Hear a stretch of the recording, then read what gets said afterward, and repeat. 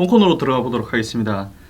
지난 4월 진주시 가자동 자신이 산 아파트에서 불을 지른 뒤 대피하는 주민 5명을 흉기로 살해하고 17명을 다치게 한 혐의로 재판에 넘겨진 42세 안인득에 대한 그 재판 결과가 지난 11월 27일에 나왔습니다. 네. 사형 선고가 내려졌었죠. 네. 네. 그 국민참여재판이 3일간 진행이 됐고, 근데 그 재판 정안에 카메라를 들고 들어갈 수는 없으니까 국민들 입장에서는 안에 실상이 기사로 느꼈지만은 그 3일간의 재판이 어떤 식으로 진행된지에 대해서는 자세하게는 못 들은 것 같아요. 그 분위기를 잘 모르죠 저희가. 네. 그걸 알고 싶어서 오늘 지역에 있는 두 분의 기자님들을 모셨습니다. 예, 우선 네, 뉴스원 경남본부. 잠시만요. 아직 멀었습니다. 예. 아직 이 친구야. 잠시만. 저희 댓글 줍쇼 방송 처음인 것 같습니다. 사상 최초입니다. 네, 네. 경남신문 취재기자가 아닌 네. 타사 언론사 뉴스원에서 지금 근무하고 계신 우선 소개를. 뉴스원 경남본부의 강대한 기자라고 합니다. 반갑습니다. 아, 강대한 기자 몇 년차 기자입니까? 이제 안대훈 기자랑 네. 거의 입사 연도가 같고요. 네. 한 2달 정도 제가 늦은 걸로 아는데 4년 차 기자. 3년, 만 4년 차. 강 기자랑 저랑 친구인데 원래 원래 친구는 아니고. 원래 친구는 예, 아니고 그렇죠. 친구의 예. 친구. 아니요. 그 현장에서 만나가지고 네. 친구가 됐는데 어떻게 된 거냐면 네. 강 기자랑 저랑 둘 다 2016년도에 이제 언론계에 이제 발을 들였는데 네. 때마침 그때가 이제 그 박근혜 전 대통령의 그 국정농단으로 네. 그 전국에 있는 광장에서 촛불이 한창 밝혀지던 때였죠. 그렇죠. 주말이면 기자들이 늘 촛불 집회를 취재하러 가고 그 자리에서 이제 수습인 제가 빨간 파카를 입고 이렇게 새빨간 파카였어요. 있죠. 네, 그 뭔지 기억납니다. 그 사진으로 나중에 사진으로 자료 사진 하나 넣어야겠어요. 이거. 네. 거기서 네. 머리바리를 까고 이렇게 눈을 돌리고 있는데 저쪽에서 파란 파카를 입고 새파란 파카를 입고 야, 또 다른 기자가 저처럼 똑같이 어리바리를 이렇게 하고 있는데 그래가지고 둘이 합쳐서 태극이었네요. 혹시 몇 명 왔답니까? 이렇게 물어봤는데 몇 명이래요? 이렇게 물어보는 거예요. 서로 그때부터 몰라가지고 서로 기자인 줄은 알아봤어요? 그 약간 행태들이 있지 않습니까? 수첩 하나 들고 어리버리하게 눈치 보면서 서로 얼타는 걸 느끼고 있었어요. 네. 그래서 강대한 기자 경남신문 입사하고 싶은 마음은 없습니까 혹시? 훅 들어오시긴 하는데 네. 기회가 된다면은 충분하게 고려할 수 있는. 지금 뉴스원 취재본부에서 다 보고 있습니다 이것도. 네. 뉴스원 경남 취재본부장님이신가요? 예. 그 속사정은 가서 말씀드리겠습니다. 다음에 이제 선배님 자기 소개를. 배웠는데요. 이제야. 네. 감사합니다. 네. 네, 경남신문 15년차 기자 와. 사회부 조고은이라고 합니다. 반갑습니다. 박수가 절로 나오네요. 네. 저희 3명의 연차를 다 합쳐도 안 됩니다. 그렇죠. 4, 5, 1년이 모자라. 네. 저희 VJ까지 합치면 그래도 좀 되게 예. 네. 간간히 이깁니다. 네. 예, 그 조건 선배는 저희 그 지난번 댓글 접쇼 방송을 보셨으면 아시다시피 고인물이죠. 와, 벌써 15년 차.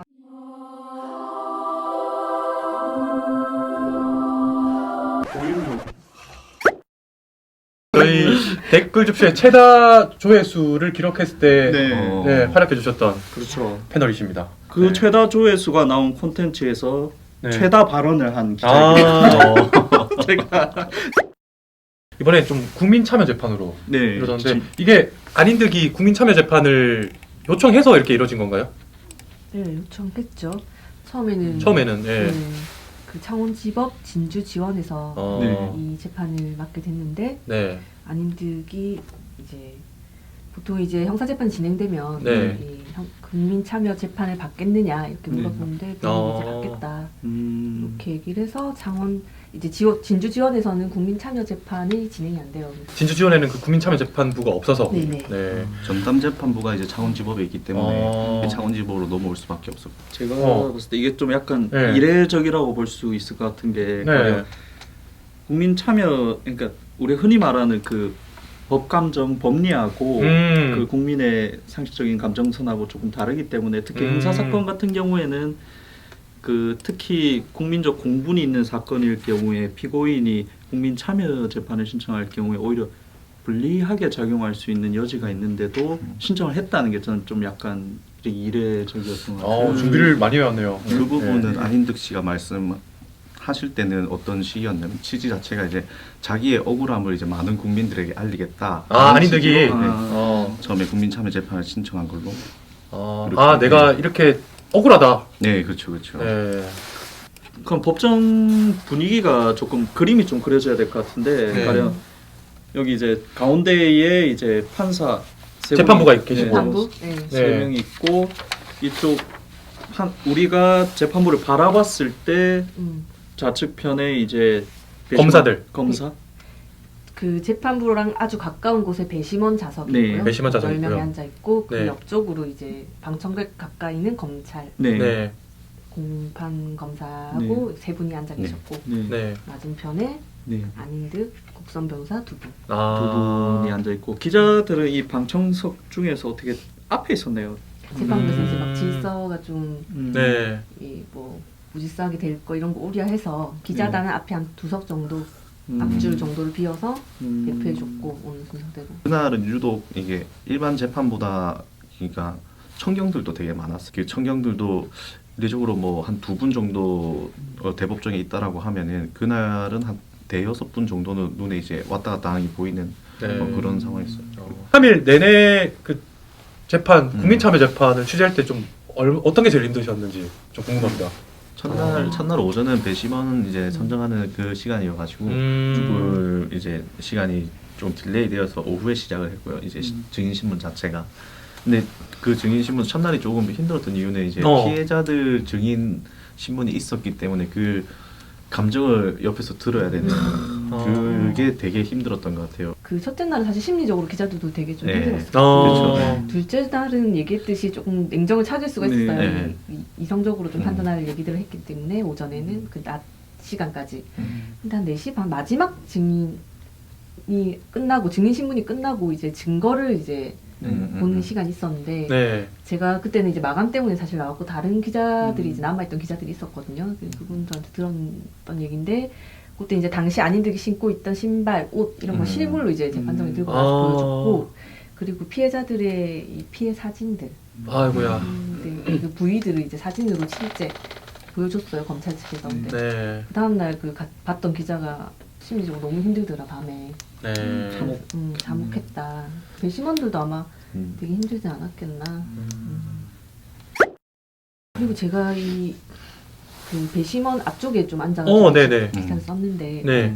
그 취재를 했는데 막 제일 끝에 앉으신 남성분이 또래 아니면 조금 저랑 비슷한 또래였는데 네. 너무 많이 우셨어요. 그 재판 진행되는 내내. 배심원이요? 네, 배심원이 너무 많이 우셔가지고 방청석에서도 이제 증인 신문하는 과정에서는 피해자들이 나와서 이제 증언을 했기 때문에 그걸 보면서 이 방청석에서도 눈물을 흘리시는 분들도 많았고 또 기사에 많이 나왔지만 검사가 저는 재판정에서 우는 건 처음 봤거든요. 그렇죠. 네. 검사가 뭐 이렇게 어떤 걸 하다가 울었습니까? 이렇게. 제일 처음 눈물을 보인 거는 네. 이제 공소사실 이제 재판에서 공소사실 얘기할 때 네. 이제 안인득이 이런 범죄를 저질렀다 이렇게 얘기를 하던 중에 네.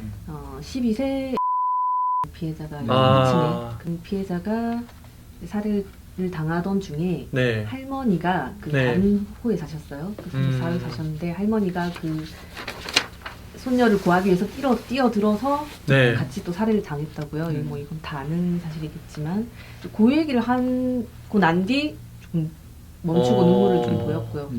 그 다음에 이제 그 공판 검사가 힘드니까 네. 아주 장시간 진행되는 거니까 돌아가면서 했거든요. 이 순서를 이제 류남경 검사가 이제 주가 돼서 하긴 했지만 진주지검에서 나오는 정거정 검사도 이제 같이 신문을 하고 있는데 정거정 검사가 증인 신문을 할 때는 하지 않으셨어요. 류남경 검사가 하지 않고 정거정 검사가 했는데 그 증인들이 이제 그 아픔을 토로할 때 그 자식을 그러니까 어머니가 나오셨고 고모이자 할머니의 네. 딸이 나와서 이제 증언을 했는데 그때 정말 많이 우시더라고요. 그 자리에 앉아서. 저는 사실은 처음 공소사실 얘기할 때 눈물을 살짝 보일 때는 좀 삐딱한 시선일지 모르겠지만 약간 소민씨 맞냐 이런 생각 좀 했거든요. 네. 저도 같은 네. 생각했습니다. 네. 네. 왜냐하면 배심원 아니피기 네. 때문에 좀 네. 감정이 호소해야 되고 네. 배심원들의 마음을 흔들어야 되니까 조금 저건 오버 아니야 이 생각을 했는데 왜냐면 연륜이 제법 있으신 분이었죠.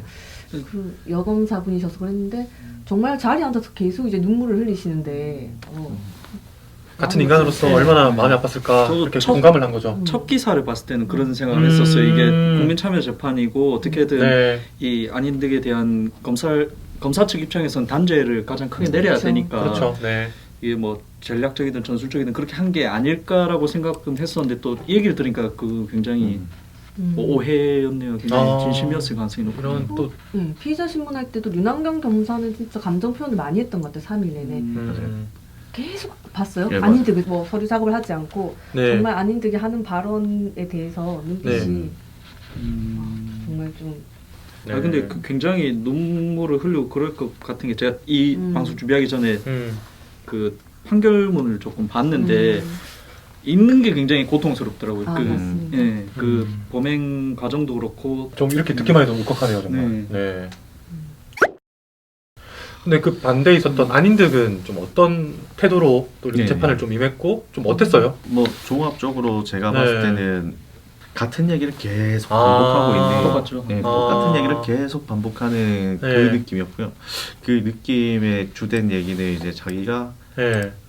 그 계속 들어서 이게 머리 내리 속에 박히긴 하는데 예. 불이익을 당했다. 불이익을 당했다. 네. 불이익을 당했다. 그게 자기 주로 하는 이제 말이었고요. 불이익을 당한 이유나 뭐 이런 부분들에 대해서는 자세히 설명을 못해요. 재판부에서도 물어봤어요. 지금 이제 안인득이 얘기하는 거는 너가 얘기하는 거는 이제 공기관이나 네. 이런 데 국가기관에서 피해를 당해갖고 입어갖고 뭐 자기가 불이익을 당했다라고 하는데 직접 피해를 당했던 분들은 일반 주민들인데 이 주민들이 너에게 어떤 피해를 줬느냐라고 물어봤을 때도 안인득 씨는 뭐 불이익을 많이 당했다.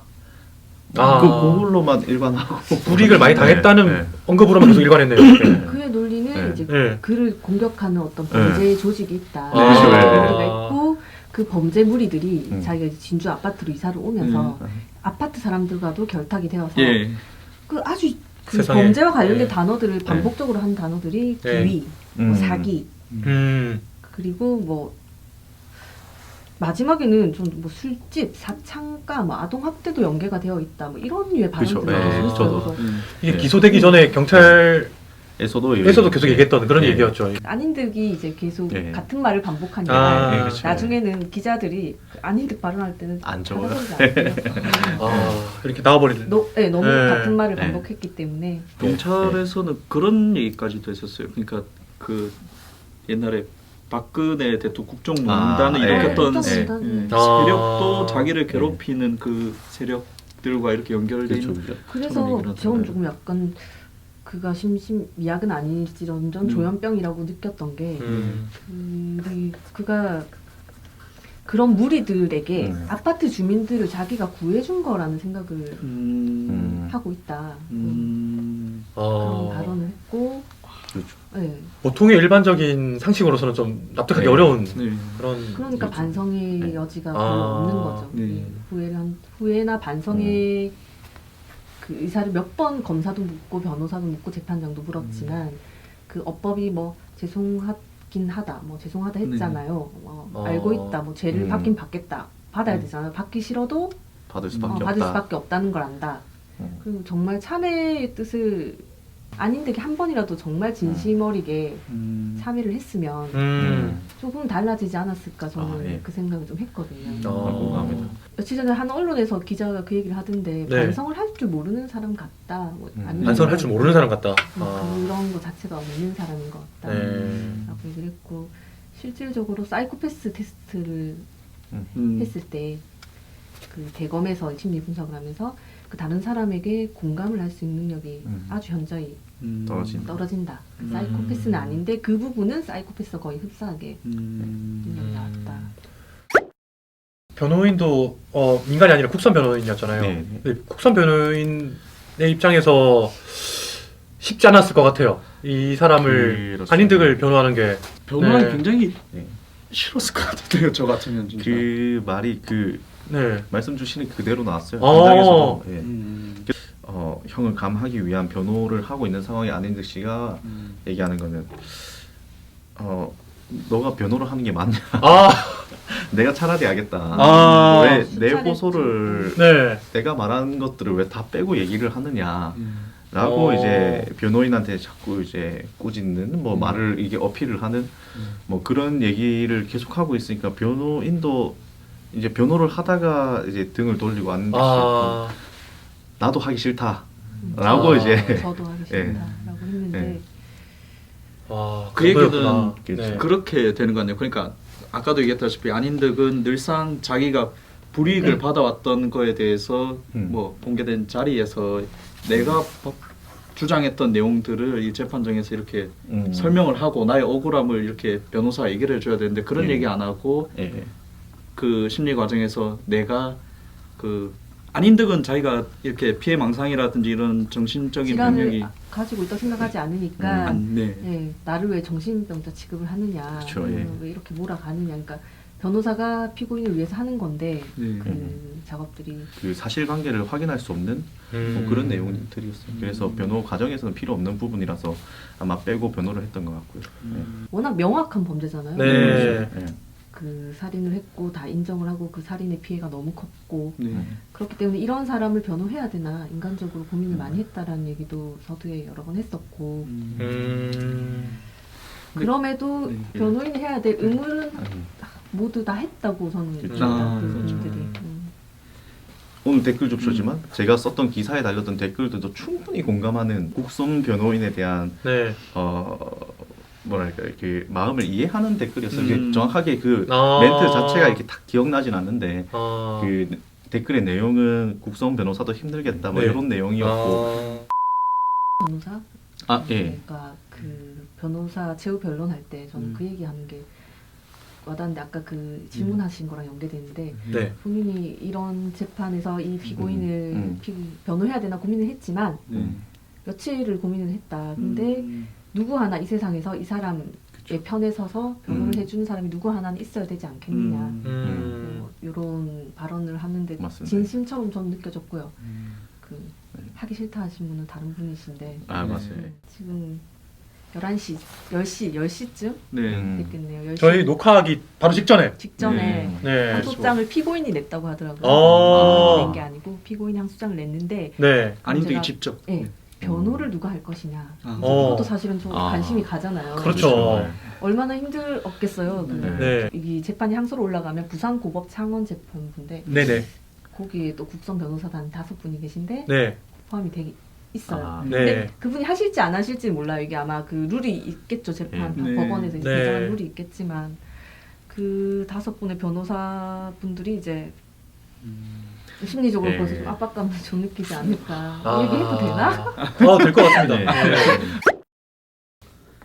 판사가 그 판결문에 나왔던 문구 중에 좀 좀 인상적인 거 있으면 좀 한번 읽어주시죠. 네. 그러니까 이러한 비극이 그 중간에 치료도 받았는데 치료가 어쨌든 제대로 안 됐어요. 그 강 기자도 얘기했지만은 형 같은 경우에 강제적으로 좀 더 입원을 시켜가지고 뭐 이렇게 하고 싶은데 본인 동의가 없으면 제도상 그때는 그것도 어려웠던 측면들도 있었고 그러니까 이러한 비극이 일어나지 않도록 막을 수 있었던 것은 아닐까 하는 생각을 떨쳐버리기 어려워 더 큰 참담을 느낀다고 이제 판결문에 그렇게 네네. 써놨잖아요. 근데 그 네. 부분이 그 네. 시스템적인 문제, 사회 안정망 문제에 대해서 저는 얘기를 하고 있다고 네. 생각하고 그래도 그게 일만화 정당화가 될 수 네. 없다라고 그렇죠. 생각합니다. 네. 그런 것 같아요. 왜냐면 정당화가 안 되고 네. 이 사람의 병세가 호전돼가지고 그 추후에 재범을 일으키지 않을 가능성이 전무해 보이니까 그렇죠. 예. 판사가 했던 얘기가 그러니까 우리 사형을 내린 이유는 저는 그걸로 이해를 했어요. 그러니까 우리나라 같은 경우에 무기징역형을 내리면은 어떻게든 가석방이든 사면을 통해서 혹시나 나올 수 있는 경우들이 있잖아요. 검찰이 주장한 내용이 내가 네. 들었거든요. 사형을 선고해야 되는 이유가 무기징역은 네. 사실상 가석방의 가능성도 있고 사형을 선고받으면 매일매일 네. 내일 내가 죽을지도 모른다. 물론 20년 동안 사형 선고가 없었지만 사형 집행이 없었지만 네. 그런 걸 얘기했고 그때 변호사는 이걸 변호하면서 사형수는 그 노역을 하지 않는다. 어떻게 보면 자유형이다. 그 안에서 일을 하지 않으니까 노역을 하지 않고 왜냐하면 내일 죽을지 모르기 때문에 그래서 무기징역을 달라 이렇게 얘기를 했어요. 그런 이런 얘기도 있었네요. 네. 알겠습니다. 오늘은 여기서 마무리하도록 하겠습니다. 참고로 오늘 저희들의 의견은 경남신문 편집 방향과는 무관하고요. 고로 네. 해당 방송에 불만이 있으신 분들은 여기 나온 조공 기자, 그리고 뉴스원에 강대한 기자 에게 연락을 부탁드립니다. 부탁드립니다. 네. 끝으로 저희와 소통하는 방법 다시 한번 전해드릴까요? 경남신문 기사의 취재 뒷이야기를 알고 싶으시다고요? 또는 이런 기사 왜 나왔는지 감동 또는 분통이 터져 나온다고요? 그렇다면 지체 없이 경남신문 홈페이지, 페이스북, 유튜브에 댓글을 달아주세요. 네, 구독과 좋아요는 필수고요. 뉴스원도 챙겨봐 주시면 감사하겠습니다. 여러분의 소중한 댓글이 우리의 앞날을 좌우합니다. 제발.